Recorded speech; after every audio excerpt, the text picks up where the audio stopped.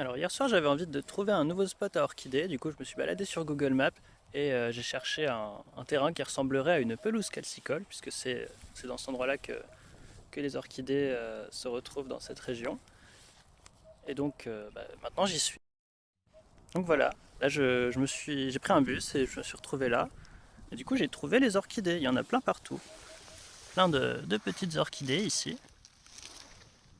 Et du coup gros coup de chance, mais ça a fonctionné. Bon, ok, dernier spam. Donc là, il y a le gros caillou que j'ai montré dans la photo précédente, qui est assez joli. Et en fait, si on s'approche, encore des orchidées. Donc là, c'est des orchidées araignées. Bon, il y a pas mal de gens qui ont apprécié ma story d'hier sur ma chasse un petit peu random aux orchidées pendant la journée, comme ça, sur un coup de tête sur Google Maps. Donc je me suis dit que là, aujourd'hui, j'avais encore la motivation, j'allais recommencer. Donc nous y voilà, nous. Et donc j'ai refait la même chose, je suis allé sur Google Maps, j'ai cherché des terrains qui ressembleraient à des pelouses calcicoles et nous y voilà. Et donc en fait on est en haut d'un grand coteau, là voilà, on est juste au bord, peut-être beaucoup de vent. Et donc au loin il y a Angoulême, on est juste à côté d'Angoulême, on est encore dans l'agglomération.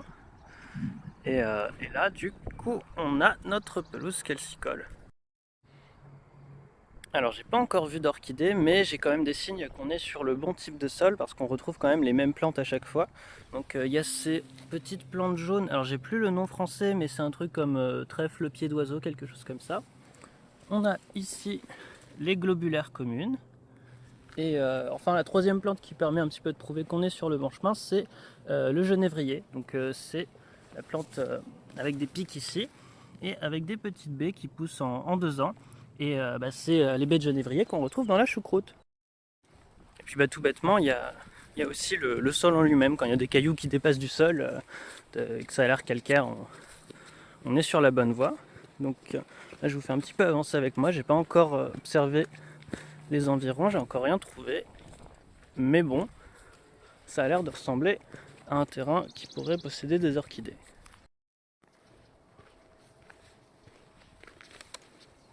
Ah bah voilà, on en a une ici, toute petite.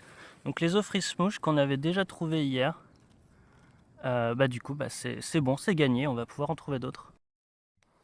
Et je viens de trouver une deuxième orchidée.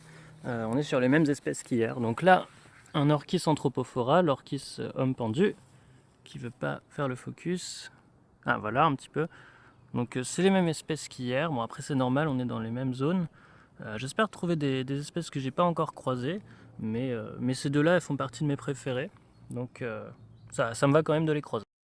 Alors j'ai fait une petite pause pour manger et j'ai trouvé surtout des hommes pendus, une autre ophrys-mouche.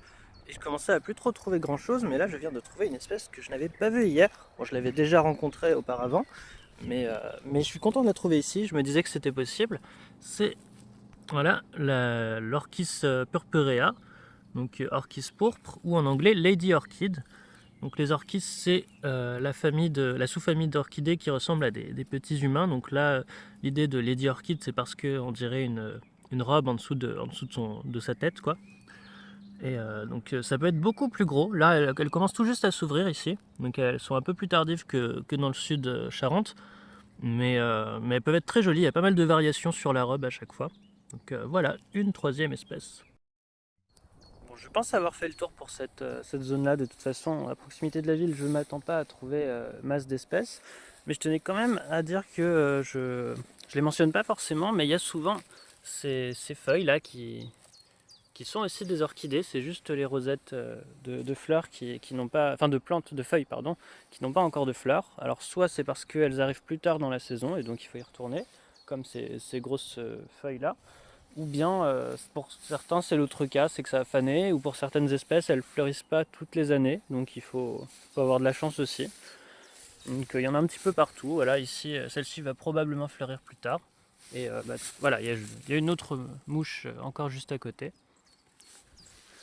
Et donc ça fait quand même pas mal d'orchidées, mais ça dépend des saisons et ça dépend de l'espèce. Mais je suis quand même satisfait, c'est cool.